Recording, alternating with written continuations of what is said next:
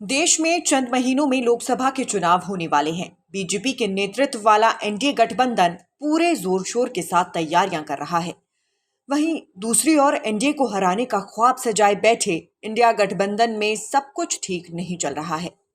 लोकसभा चुनाव में जीत को ध्यान में रखते हुए पिछले साल इंडिया गठबंधन का गठन हुआ, लेकिन इसमें शामिल पार्टियों के भीतर सीट बंटवारे को लेकर तालमेल नहीं बैठ पा रहा, जिससे टेंशन बढ़ गई है।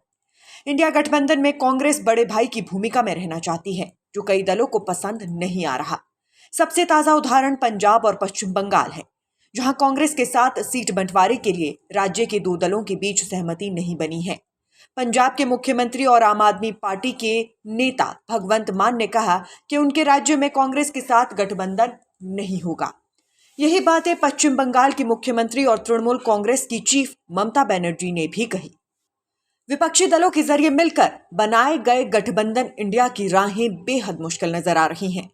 माना जा रहा है कि इसी तरह की बगावत अन्य राज्यों में भी हो सकती है। ऐसे में आइए जानते हैं कि पंजाब और पश्चिम बंगाल में कांग्रेस के साथ सीट बंटवारे से इनकार करने के बाद किस तरह से बाकी राज्यों में भी इंडिया गठबंधन के लिए कितनी मुश्किलें होने वाली हैं।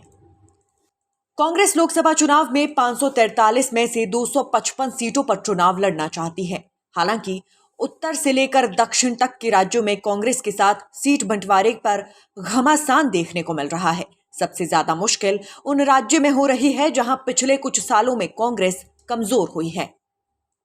कांग्रेस की सबसे बड़ी चुनौती पश्चिम बंगाल बना है, जहां पार्टी चाहती है कि उसे 6 से 10 सीटें दी जाए, मगर टीएमसी 2 सीटों पर ही ऑफर दे रही है। टीएमसी लेफ्ट के साथ चुनाव लड़ने में दिलचस्पी नहीं ले रही। कांग्रेस नेता अधीर रंजन चौधरी ने ममता को मौका परस्त तक कह दिया है। दिल्ली में भी कांग्रेस और आप का गठबंधन होता हुआ नजर नहीं आ रहा।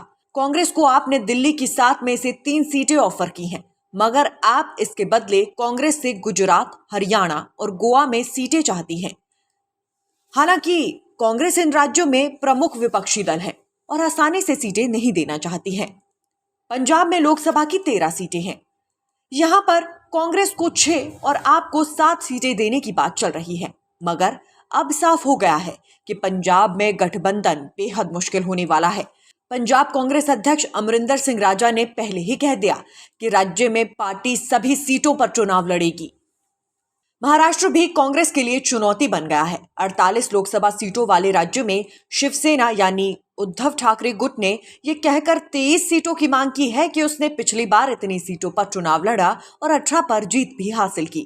कांग्रेस चाहती है कि उसे राज्यों में कम से कम 20 सीटें मिले, जो कि काफी मुश्किल है। बिहार में लोकसभा की 40 सीटें हैं, जिसमें से जेडीयू 16 से 17 पर चुनाव लड़ना चाहती है। आरजेडी भी 17 सीटें चाहती है। अगर ऐसा होता है तो कांग्रेस के पास 6 से 7 सीटें ही रह जाएंगी।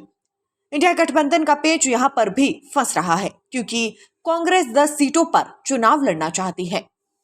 उत्तर प्रदेश में सबसे ज्यादा 80 लोकसभा सीटें हैं। कांग्रेस चाहती है कि उसे 20 सीटों पर चुनाव लड़ने का मौका मिले। यहां समाजवादी पार्टी बड़े भाई की भूमिका में रहने वाली है। सपा और आरएलडी ने गठबंधन कर लिया है। ऐसे में कांग्रेस और इंडिया गठबंधन के लिए यहां 20 सीटें मिलना मुश्किल है। हरियाणा, गुजरात और गोवा 3 ऐसे राज्य हैं जहां इंडिया गठबंधन को ज्यादा परेशानी नहीं होगी।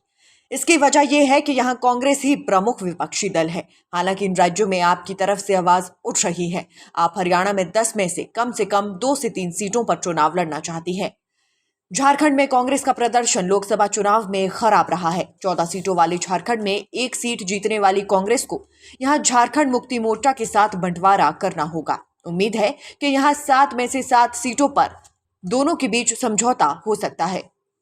तमिलनाडु और केरल जैसे राज्यों में इंडिया गठबंधन को ज्यादा मुश्किलें नहीं उठानी पड़ सकती हैं।